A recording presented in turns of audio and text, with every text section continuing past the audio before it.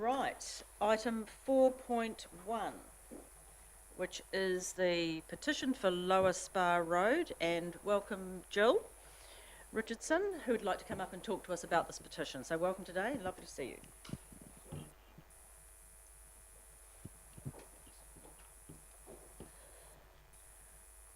I'm just here to formally present the petition that was somewhat hastily put together just before Christmas. I had, so that's my petition. I'd had, had made several phone calls to the council staff to discuss the state of Spa Road and the amount of traffic. I was unsuccessful in being able to communicate, and after several weeks a lady did ring me, but she said that due to the regulations that exist at the moment, it's not possible. You are not legally allowed to put in crossings on Spa Road. So I didn't feel that was very helpful. So I rushed out with a sheet of paper and asked people to sign it if they agreed with the fact that we need some sort of formal crossing on Spa Road so that pedestrians can safely cross. It does say on the information that I was given late yesterday, because I was not aware until then that I was to speak today, there are not 60 retailers that have signed. There were only 8.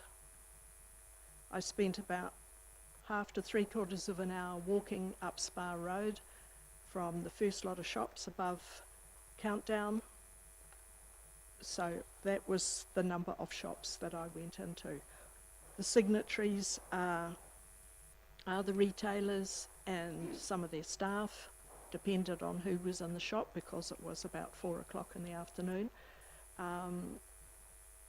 Some police signed it because they were going into the pie shop, which I'm sure you're all familiar with on Lower Spa Road. And there were other people who were endeavouring to cross the road, so I asked them if they'd like to sign a petition for a safe crossing. And then all the other signatories were from the primary school, because all the little children who come down from Rangatira Park area have to cross by Countdown. That is not actually a legal crossing, it's a courtesy crossing. And I have stopped for some of those little children, and that's when I'm heading up the road, and then I've watched with horror as they've run to cross the 2 lanes that come down the road. And it's made me feel pretty sick.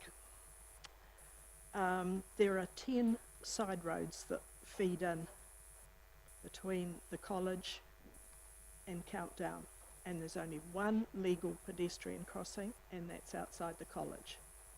It's a long way to walk if you want to cross.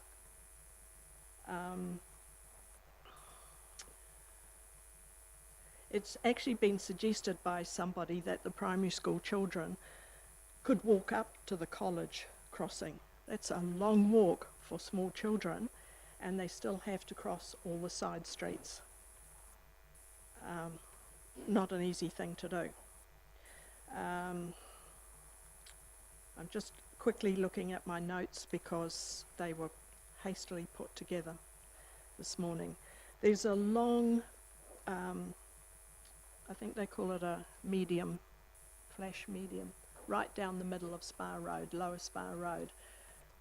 It's very long, so people can make right-hand turns into Ruapehu, say, or Nukahau, and people use that as a 3rd lane, which I believe they're not supposed to do that, but it's there for them to line up to make their turns.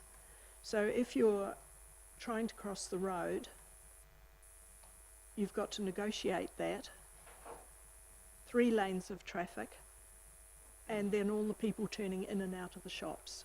who are reversing in or reversing out or driving in. It's a pretty scary business, and a year ago I actually bought myself a high-vis coat to wear on the very busy days, which just prior to Christmas and since Christmas, Spa Road has actually become a total nightmare. The traffic on that I believe to be probably the busiest street in the whole town. And really, I guess I've kind of made my point that I don't think it's safe, and the council has an obligation to the people who wish to go to town so that they have a legal, safe place to cross. So I have a few suggestions here. I would like to see the speed reduced on Lower Spa Road, particularly for the cars coming down the road. They speed, many of them. They use the medium strip to pass, and one day I even saw a four-wheel drive vehicle mount the grass because the traffic had slowed and that driver was clearly in a hurry. I suggest that you could put a zebra crossing just down from Repco. There's a bit of a space there. There are parking slots there, but they're not the most popular because they're away from everywhere else. So if they were blocked off, you could cross there fairly safely, and you would be crossing to the park, which has got some merit in it. The other alternative, which is not so attractive, is put traffic lights at the end of Ruapehu Street, and that would slow the flow. And the only other thing that I could think of was we're seeing a lot of traffic coming, I believe, from the bypass, including a lot of trucks. And perhaps if that particular alternative to leave the bypass was closed off, that might help us. Right. Well, thank you, Jill, for taking the time to come in. Look, I'm sorry to hear that you didn't receive the right responses when you went to council. So that's disappointing. Secondly, I hope you know that you can talk to any of us as councillors any time to talk about that sort of thing, and we will take it further. Thank you. So Fortuitously, I did ring John So yesterday. So you can come to me or him. anybody for Alright. any of these things, because we take them seriously. So please remember that in future. And I absolutely have sympathy for the whole thing and very supportive. Any other comments or queries? Yes, Councillor Park. Thank you, Madam Chair. Yeah, Jill, thank you for bringing this to us. It's really timely because we're currently going through a transport strategy, so this information will be really helpful to feed into that. And I remember years ago there was actually a pedestrian crossing from Countdown across to the Spargate shops, so I'm not quite sure where that disappeared to, but very, really valid points, and you're right, it is one of our busiest streets in the town centre, so thank you for having the courage to bring this to our attention and talk to us today. Thank you for listening. Oh, yes, Madam Chair, I've just endorsing Councillor Park's comments. Yes, I don't know whether Groundhog Day is the right expression, but we did actually have measures, in the long-term plan to put traffic lights or options of mitigating or increasing safety, etc. Yeah, but with the transport management strategy, obviously there will be some resolution here. But thank you very much for coming and presenting it.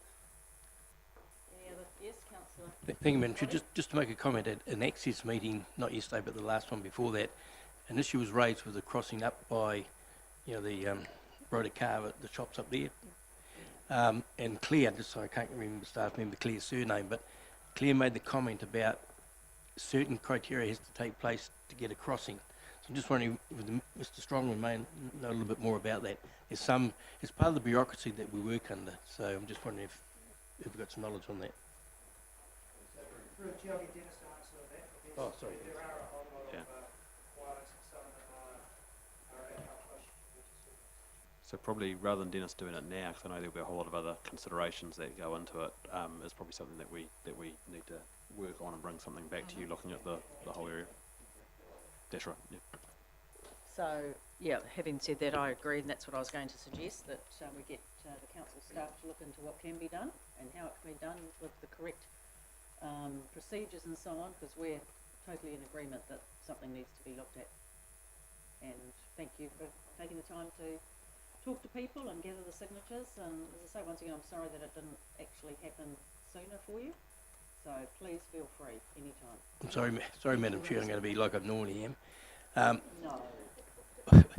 I'd like to hear from Mr Lewis, because one of the things that the people that Mrs Richardson deals with would also probably like to know what the ins or outs are for getting something done, because that would then be corresponded that way, rather than us trying to go through the staff, which would take 6 or 7 weeks. So I think that information would be quite valuable now. Entirely in your hands, Madam Chair. Dennis, are you happy to give us some information, please? Yes, Madam Chair, the primary requirement for a pedestrian crossing is what's called a pedestrian crossing warrant, and I don't have the actual numbers, but it's a product of the number of pedestrians that cross the road by the vehicle volume on that road. And it has to meet a certain criteria, and sorry, I don't have the number on the top of my head, but that's largely what it is. And then there is other site restrictions, if you like, depending on how close it can be to an intersection. Right. Yes, Madam Chair, that's why my suggestion is that we bring something back that Dennis can have, the team can have the opportunity to look at the whole situation, take into account what is there and what could be done, and then you can make a decision based on fact. And can we do that with urgency, please? We can bring something back to the next council meeting for you to have a discussion. Great. That's it. Any further queries or questions? There we go. We're on to it. Thanks, Jill, for coming in, and yes, take care. Thank you. Well, do we have to move that we accept the... Yes, sorry. So, do we have a mover for the motion, please? Councillor Park, and a seconder. Thank you, Councillor Williamson. All those in favour? Aye. Against? Carried. Thank you. Right. Item 4.2. Welcome, Dennis. And so the contract for TDC 1718-240 Poihipi and Tirahonga Road seal widening. Thank you, Madam Chair. I won't. I'll take the item as read. In summary, it's for some seal widening on Poihipi Road, from Oranui Road through to Mapa Road, and about 1.9k from State Highway 1 for Tirahonga Road, heading away from the State Highway. There are 2 packages of work.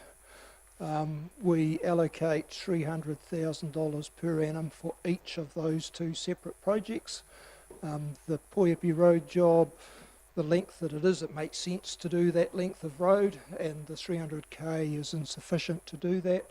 We had to shift telecom cable, and if councillors recall, we reported that in a number of the monthly performance reports. And so there's insufficient funding to do that out of the remaining funds, so we're seeking to bring money forward from the 1920 year. And Tirahonga Road will be done over 2 financial years. Take any questions? Any questions? Thank you, Councillor Park. Yes, thank you, Mr Lewis. Just with part of the resolution, and it talks about the 200k from the allocated 1920 financial year be brought forward. Yes. So that's basically asking for unbudgeted expenditure. Yes. So I'm just curious as to why it's worded to be brought forward as opposed to asking for unbudgeted expenditure. Because the money has been allocated in the next year, and that's how we worded it, that we're bringing it forward. So you say it's budgeted for the following year? Yes. But you want it this year, so it's only Yeah. unbudgeted for expenditure. Ellen will be able to give some more detail, but because it's in the long-term plan, and the annual plan is not, it's not a new project, so it's not unbudgeted in that respect. It is budgeted, it's just that it's budgeted in the following year. What you'll be doing is taking the loan slightly earlier than what you previously were, and by about a month. So there will be a very small financial impact in terms of the, assuming, Alan, in terms of the financing costs around that being brought forward. It's a bit like the reverse of the bow wave, where last year we'd budgeted to do things that for a number of reasons hadn't been done by year end, so we've carried that over into this year. So this is like the reverse of that, a one-off situation of making it sensible from a contracting perspective to put them both together. Right, and just to clarify, you know, this is one of my pet hates, it has been for nearly 9 years. It is excluding GST, that figure. So that will be amended in the resolution? Through the chair, if you have a look at the recommendation, It's for the excluding. sum of 926,000 excluding Excluding. GST. And that number 2 approves 200,000? Yeah. Cool, thanks. Yes? Could just Councillor. raise this, I've no problem with the issue, Mr Lewis. So the 1920 year for that Pouhipi Road part, we've got 56,000, that's it for that year. We're not going to end up doing the long-term plan this year, asking for another 300,000 for that particular road. It's already been expended. That's correct. So this project will deal with the with What that you require. section of Pouhipi Road. Yep. If there were any funds left, and there should be 100,000 left, that will be used for design for other areas of Pouhipi Road for the next section. To help me with my maths, if I read this correctly, this year it's 300,000. That's right. 1920 is 256. There's 300,000 in each of the years for seal widening. But not for Pouhipi Road. Well, Pouhipi Road to me, 300 this year, 300 next financial year. Is 600,000. That's right. 256 and 300 makes 556. Then if we go down to the Tirahonga, there's 300 and 307.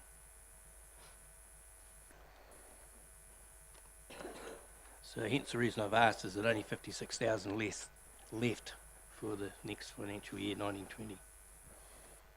Yes, that's correct. Thank you. What was that? Any other queries? Thank you for clarifying that.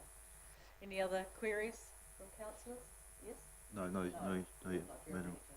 Madam Chair, no, I just think it's a very sensible recommendation, and Happy I to move the recommendations in. Thank you. Okay, so that's moved by councillor Williamson, seconder please, councillor Rankin.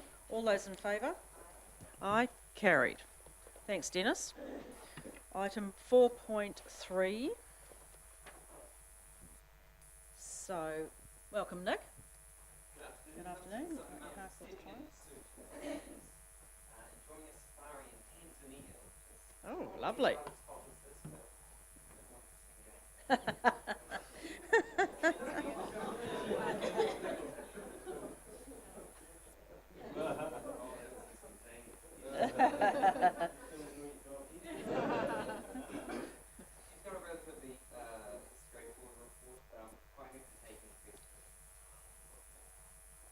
Right. Yes, councillor Body? Yeah, just have one question. Partway down, 1, 2, 3, about 4 paragraphs down, it says witnesses, hearings and independent commissioners are funded through unbudgeted expenditure. Does that always happen? Yes. That's part of the law. So somewhere along the line, do we put money aside for hearings such as this, part of the budget? Mr Manhattan may be able to answer. This has been a common practice for as long as I've been a council, which is coming up to 20 years. So common it's practice for this council, but all councils? Not for all councils, no. Okay. There was one point when we were going through the district plan review where council decided to put aside $500,000 in a future year for hearings. Lo and behold, we got to that year and didn't need about 400,000 of that. So it was at that point that it became patently obvious that there was inherent dangers in trying to forecast too far ahead in terms of your budgeting for something that could be very small or very large. Any other queries, questions? No, that sounds fine. So it looks like we're all good to go. Do I have a mover for the recommendation that we approve the unbudgeted expenditure of $60,000 exclusive of GST for the purpose of hearing, deliberating and preparing to recommend a decision for plan change 34 flood hazard. Yes, who said yes? Maggie, thank you. And seconded by Councillor Hickling. Thank you. All those in favour? And carried. Thanks, Nick. Item 4.4. Tina. Yeah, just before you do that, have all of you seen December's financial treasury management report? Have you all read it? Yeah.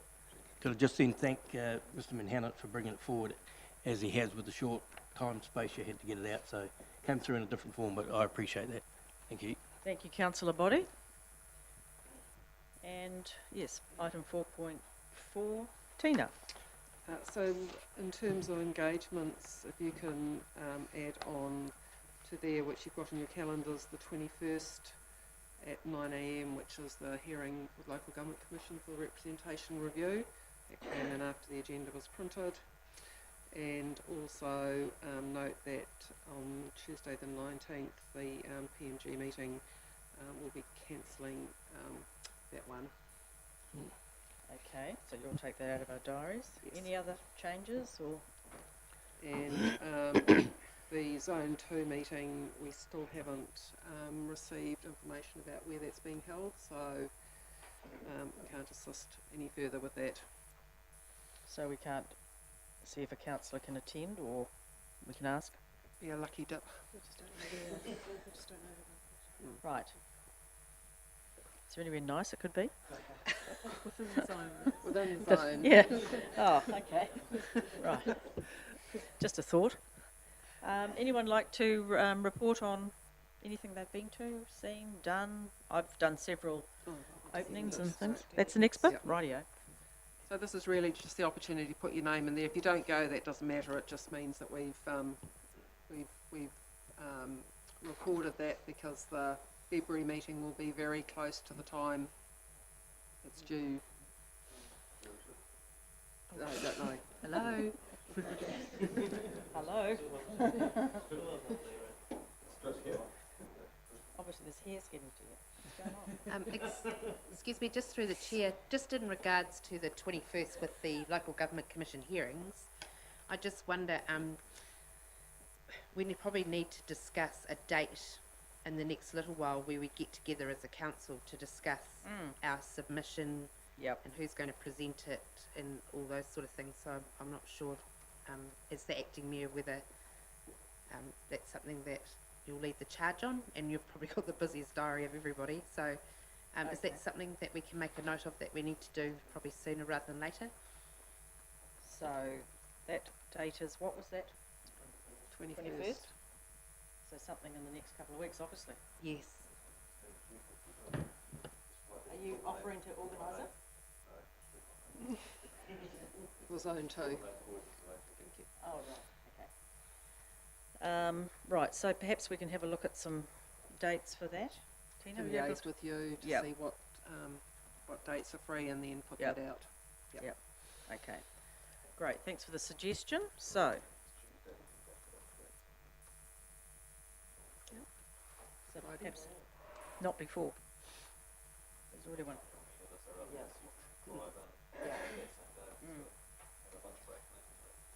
Okay, see how we can get on with that then. All right, so do we have a, where are we, mover and seconder? Mover for the, that for that, thank you Councillor Park, and a seconder. Thank you Councillor Body. All those in favour? And carried. Okay, 4.5 members' reports, which I jumped the gun on. So I've done a few sit-ins and a few meetings, and had caught up with a few people, been driving around the streets with one of our ratepayers to look at vegetation, which was good. Actually it was really helpful. So there's been quite a few things on the agenda, which is great. So has anyone else got anything they'd like to discuss? Councillor Williamson. Councillor Pope, I'm not going to speak for Councillor Pope. We attended Damien Coote's farewell, and Right. Anna spoke on behalf of Thank you. District Council. It was John, And it was you. the two Johns, Barry and Roseanne was there. I didn't know you were speaking as I left early. I wasn't preparing for it, Mm. but it was just that all of the other sort of bulk statements Mm. seemed right, that's what I'm comfortable. Thanks for that. Thank you, Anna. That's great. Any other reports or? Yes, I'd just also like to congratulate Greenstone Entertainment on yet another successful summer concert. We hosted some people on behalf of the Mayor, including the Netterers, and I think a lovely afternoon was had by all. It was. Another fantastic day. Managed to converse with several ratepayers from in and out of town, which was fantastic. Always managed to just start talking to, it's great. It's just a day where you really just do mix and mingle and really worthwhile. So, and it was very nice to meet the musicians on the Wednesday afternoon. Any other comments, Maggie? Yes, I was out at Pukawa for the ratepayers meeting, and that's always a nice, pleasant experience. It's lovely to go there. I was also invited to Whairoa to, at the transfer station there, they've always had a small library, and they've spent a lot of time working with council staff and themselves out there, and they've built a whole new bit into it. And I was lucky enough to be invited to cut the ribbon for that at Whairoa, so that was a really pleasant morning. And also to the Omori Kiritau AGM as well. They've had a change of chair, but the old chair is still on the committee, and they look forward to another year of working with council. Thanks, Maggie. Just one last thing, Madam Chair. This Rob is not really, I was up in Auckland a fortnight ago. I took the opportunity, I was seeing my daughters, I took the opportunity to pop and see David, this accommodation, and I think he appreciated that, and I think it was also great to catch up and see how he was progressing. So we wish him well, obviously, and great to see him back in town. It was great to see him on the AM show. Was it yesterday? Yeah, That was yeah, really yeah. good. He looked great and he did a great interview. Any other comments? Madam Chair, I'm the council representative in Access Taupo, and yesterday we went to have a look at the wheelchair access or mobility access down to our hot pools. Because of, if you go and where the first entrance, which is County Ave, chairs I don't believe can get down because of angles, and it's also metal. So we started off at the Spa Hotel end. Now for probably 50 or 60 metres on the side of the shingle it's grass, that's good. But I was helping a gentleman in a mechanised wheelchair who had to turn around and get a van. Now the problem with having the van is the only way to turn around at the pools is where the coffee cart is, and that's not part of, I don't believe, our land, and that would have other cars, etc. Those of us that succeeded in one motorised wheelchair to get down there, to come back, I was helping a gentleman, one that he's wheeling, and I tell you, it was bloody hard work. It's a little bit sad that we didn't make that provision, because a lot of them, they may not be able to get in the pool, but they like to go down there. The only quick suggestion I can make is if the gravel was the same as the path that leads down to the lookout was the same from the Spa Hotel end, I had a good crush or something, those mobility scooters or wheelchairs, whatever, may be able to make it. But it's something that Rose Prisk will probably come forward, but it was worthwhile doing, because that's one area they do wish to visit, but it's very, very difficult. So are you saying Rose is looking into it, or? Rose was the person that organised it. Is what we try to do is work out where the most difficult parts in the district are for access for those sorts of people, whether it's a wheelchair, whether it's a person that's partially blind. We had a partially blind person with us, and he had a helper. So that's part of the deal. I might have missed, but there's the road that follows up the stream. Did they use that or just the path? Through the lock gates. So Rose had to go back and get a key. It's that road that goes that down. road. No. Then on your right, you get that bridge that goes across, and that goes down to where the coffee cart is. So we've got two vehicles, one at the back up to turn around there to come back out, but that wouldn't be the norm. Is that response to call code? It's part of our looking at those issues. Yep. Well, it sounds like it's a worthwhile thing to be following up on all of that and checking the various areas. So you'll keep us informed, or Rose will, or? It's a matter of making a judgment. About 2 years ago now, I walked with Colin, who's in the motorised wheelchair, and a staff member. Yep. I think it was Miss Haile Selassie, and we ended up at the Millennium Hotel or whatever along there. We drive down off the Napier Taupo Road. Now it's access to that cafe. Now access to the cafe can from the Lions Walk, with a plate put down by the cafe. You can get into the cafe. If you come off which is now Waraki Terrace to go down, the footpath on your right, so your left, is too steep. So there was talk of a footpath going down the other side. So there was a letter in the paper from a ratepayer who lives in that street, little street. I went and saw him and I said, how many people per year would be in a wheelchair that wanted to go to the cafe from that end by the mobile part? And he said probably one. Now, I don't like wasting money like most of you realise.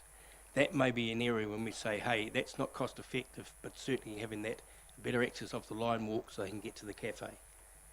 So they are the decisions that have to be made, and they're probably still in the mix at the moment. Well, I think that was actually, that letters were sent out to owners in that street. So what, And Claire's come back, and I think those letters may or may not have gone out again. Those in that street, I think there's 2 houses, and then you've got the apartments. Yeah, they did go out, and that was acknowledged by this house owner. Yeah, I saw So, that. yeah, So you don't know the outcome of it? Anyone know? it's probably part in the mix.